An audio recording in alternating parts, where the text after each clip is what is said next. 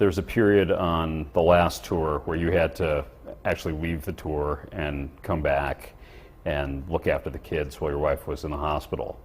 What did that teach you about family life? What did that teach you about Slipknot? It was the first time in my career that I had to make a decision, my family or the band. And I had to stay home and miss a whole European tour, actually not even get on the plane and go with the guys. And that was the hardest thing that I've had to do. It's harder than making a record, coming up with songs, leaving home, coming back home. It was the hardest thing because, you know, I didn't want to make the wrong decision. There was this thing in me always that we have this thing in Slipknot that we always say, we don't want to be that guy. And that's why we're always there. That's why we're always on time. That's why we always bring it. That's why we're 10 years with all original members. Because you don't want to be that guy. And at that moment, I had been that guy. However, my soul was telling me that no matter what, I was staying home. It was the first time that all my children would have been separated with all these different people while my wife was in the hospital. And I just said, you know, this is a no-brainer. And I kept telling management, everybody, you know, you should expect I'm not going to be able to go on tour. And they're like, well, we'll wait until closer. And I'm like, okay. But when you call me tomorrow, I'm going to let you know I'm not going on tour. I just know that for 10 years, I've been missing birthdays, I've been missing anniversaries, I've been missing funerals, I've been missing weddings. My parents got old before I knew it. Best friends have gone, you know, illnesses, kids get older before you can even figure it out. It's a tremendous strain on pursuing your own dream, you know, and it becomes very self-centered and selfish. Right. You even wonder if it's worth it. Staying home and then going back out with the band and realizing that that can happen, it was just the greatest feeling, you know, that you can be that guy, that, you know, I am a member in a band and I'm going to continue to be that member, and people are going to die and people are going to get sick and things are going to change, and the band has to respect the member as much as the member respects the band. And I think that's been what's been going on for 10 years, is the members respect the band and the fans, and it was time for a little payback. And all my bros stood behind me, and you know, that's always what I wanted. That's the kind of family I wanted to be in.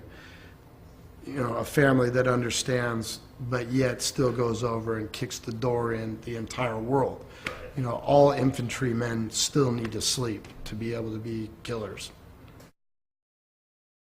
I would have to say that the last record cycle really mended me all the way. And I didn't get completely healed and drop the eagle all the way to the floor until I had to stay home, choose my family over my dream, over my passion.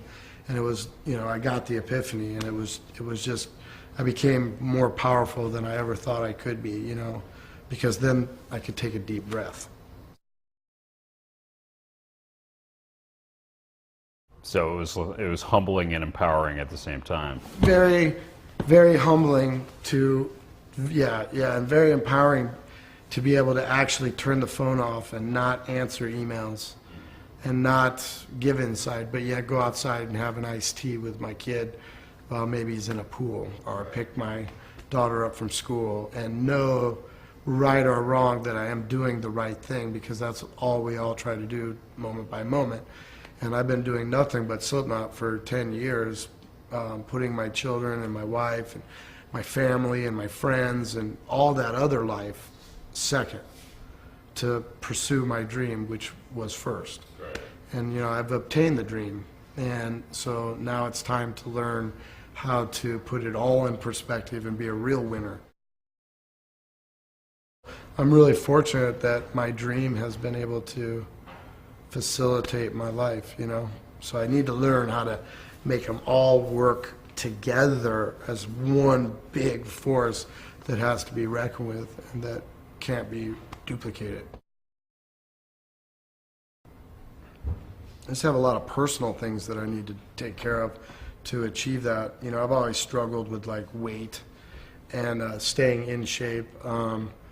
and that leads to overall happiness, like, I don't have a lot of overall happiness with myself, so therefore I can't find a lot of power to be in a good mood, maybe with my kids or even my band.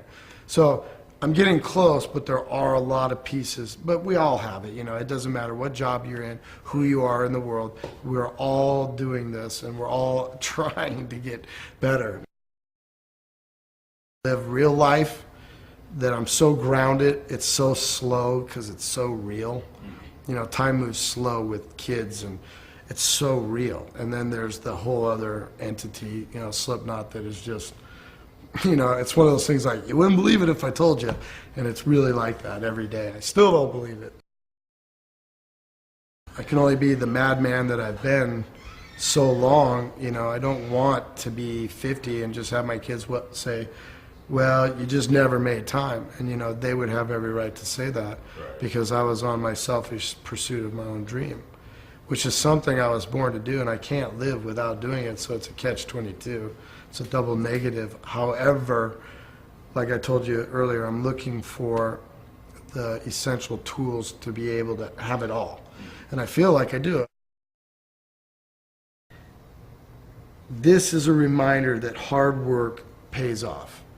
And the fact that I have this, and now that I can vote on every band that wins, proves that what we are doing is working, because 10 years ago there wasn't a band who could use its thought process to vote the way we're going to vote on bands that are going to achieve these. Right. And when you allow us kind of people in, we're going to affect you.